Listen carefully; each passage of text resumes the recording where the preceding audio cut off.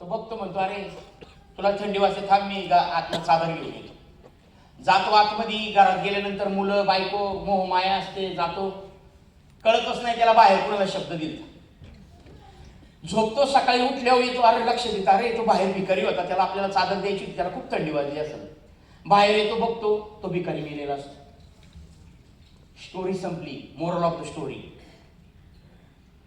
तुम्ही ते बोलू नका जे तुम्ही करू नाही शकणार. म्हणजे बरीच सारी लोक मार्केटमध्ये बायकोला कमिटमेंट करतात, मुलांना कमिटमेंट करतात, फॅमिलीला, समाजाला कमिटमेंट करतात. मी हे करील, मी ते करील, मी ते करील, पण आळस अंगात भरपूर भरलेला असतो. Moral of the story second, त्या भिकाऱ्यांनी 100% त्याच्यावर डिपेंड नव्हतं राहायला पाहिजे. आयुष्यात कधीच कुणावर डिपेंड नका राहू की येणाऱ्या काळात तुमची माहित होईल. मित्रांनो, आज जे तुम्ही करताय त्याच्यावर 100% डिपेंड राहू नका.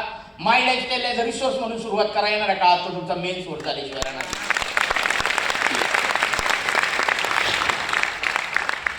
अजून एक तुम्हाला मोरल ऑफ द स्टोरी सांगाल, ऐकायला तयार आहात? हॅलो. बघा, काही लोक नाही ऐकत. त्यांच्या पुढे प्रवीण सर बोलते, म्हणजे तुकाराम महाराजांच्या भाषेत सांगायचं झालं तर त्यांचा खूप भारी अभंग आहे. निंबाची या झाडा साखरेचा वेल, बीज तैसी फळे येती तया. लिंब कडू आहे ना, त्याला किती साखरेने वेल घालू दे, ते कडूच राहत.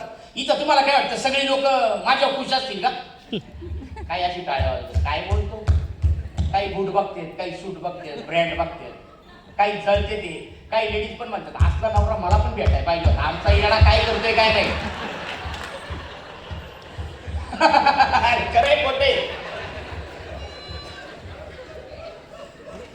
अरे खरे का खोटे? अरे काही हसबंड तर एवढे घरात बसतात की त्यांची बायकून पोर म्हणतात जरा बाहेर जाऊन पण आम्हाला कार्यक्रम बघू दे. एवढे ढेकन झालेत की घरातले.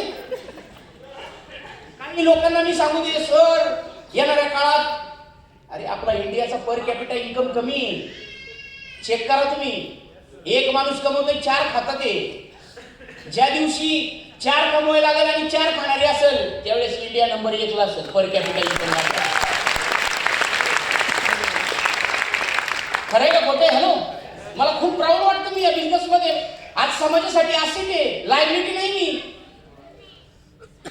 गाडीत आता